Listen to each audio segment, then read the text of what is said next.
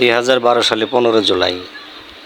এখন থেকে ঠিক 13 বছর আগে মুক্তি পায় কোরিয়ান ভাষায় চমকপ্রদ এক গান ওপ্পা গ্যাংনাম স্টাইল। মুক্তির পরপরই হাওয়ার বেগে ভাইরাল হয়ে যায় গ্যাংনাম স্টাইল। ঝড় বয়ে দেয় দুনিয়া জুড়ে। শপিং মল থেকে চায়ের দোকান, খেলার মাঠ থেকে কর্পোরেট, সবখানে একটাই গান। গানের কথার মাথামুন্ডু কেউ জানে না, জানে শুধু 3টি শব্দ, Oppa Gangnam style. Gangnam style গানটির গায়ক সাই, দক্ষিণ কোরিয়ার পপ শিল্পী সাই তার ইউটিউব চ্যানেলে গানটি প্রকাশ করেন। তারপর তো ইতিহাস। পড়াশোনার পাট চুকিয়ে পরিবারের ব্যবসায় হাল ধরার কথা ছিল সাইয়ের, তা না করে শুরু করেন গান নিয়ে পাগলামি। সাই জেল খেটেছেন, সরকারের নিষেধাজ্ঞার মুখে পড়েছেন, জরিমানা গুনেছেন, গণমানুষের কাছে রসিকতার পাত্র হয়েছেন অনেকবার। এসবের পরে সাই এলেন গ্যাংনাম স্টাইল নিয়ে বিশ্বটাকে জয় করতে। মহাবীর আলেকজান্ডারের সময় লেগেছিল 11 বছর, আর সাইয়ের সময় লেগেছে 4 মিনিট 12 সেকেন্ড। এই মিউজিকটা ভিডিওর মাধ্যমে সাই রাতারাতি খ্যাতির চূড়ায় ওঠেন।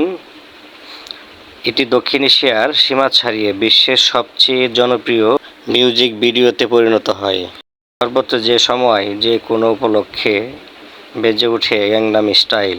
2012 সালের সেপ্টেম্বরে বিলবোর্ডের হট 100-তে উঠে আসে গানটি। 2 সপ্তাহ পর উঠে যায় 2 নম্বরে। ইউটিউবে প্রথম 100 কোটি ভিউ পাওয়া ভিডিও হলো এই গান। 1 বছরের মধ্যে তিনটি গিনেস ওয়ার্ল্ড রেকর্ড ভাঙেন সাই। নিউ ইয়র্কের ম্যাডিসন স্কোয়ারে বিশ্বখ্যাত আমেরিকান শিল্পী ম্যাডোনার সঙ্গেও পারফরমেন্সের সুযোগ মেলে। বিন্দু থেকে সিন্ধুতে পৌঁছান আলোর গতিতে।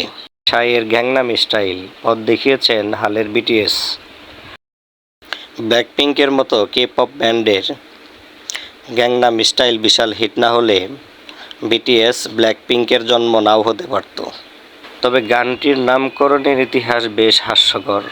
দক্ষিণ কোরিয়ার রাজধানী সিউলের একটি অভিজাত শহর হলো গ্যাংনাম। এই শহরের বাসিন্দাদের চাকচিক্যময় বিলাসী জীবনযাপনের ধরনকে বলা হয় গ্যাংনাম স্টাইল। মূলত এই বিলাসী জীবনকে ব্যঙ্গ করে একটি গান বাঁধার পরিকল্পনা থেকে এই গানটির জন্ম হয়।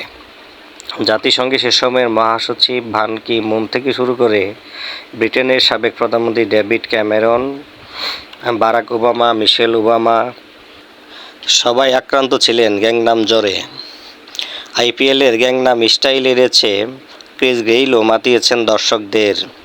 এছাড়াও টেনিস তারকা নোভাক জোকোভিচ, ফুটবলার এডিনসন কাভানি, বলিউডের শাহরুখ খান কেউই বাদ যায়নি গ্যাংনাম ক্রেজ থেকে।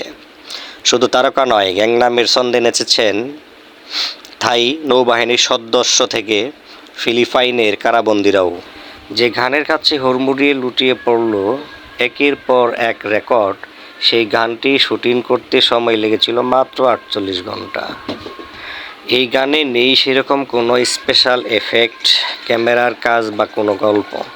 পুরোটাই পাগলামিতে ভরপুর এই গানের এখন পর্যন্ত ভিউ হয়েছে 4.8 বিলিয়ন। এশিয়ার গণ্ডি পেরিয়ে সব মহাদেশের মানুষের কাছে তুমুল গ্রহণযোগ্যতা পেয়েছে। কেন গ্যাংনামের এত জনপ্রিয়তা? এই নিয়ে রীতিমতো নামকরা বিশ্ববিদ্যালয়গুলোতে গবেষণা করা হচ্ছে।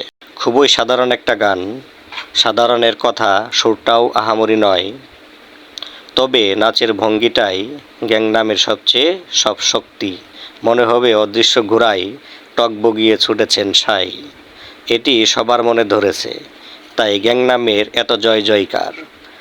কোরিয়ান সঙ্গীতকে বিশ্ব দরবারে তুলে ধরা গ্যাংনাম স্টাইল একটা দীর্ঘ 11টি বছর পার করে ফেলল।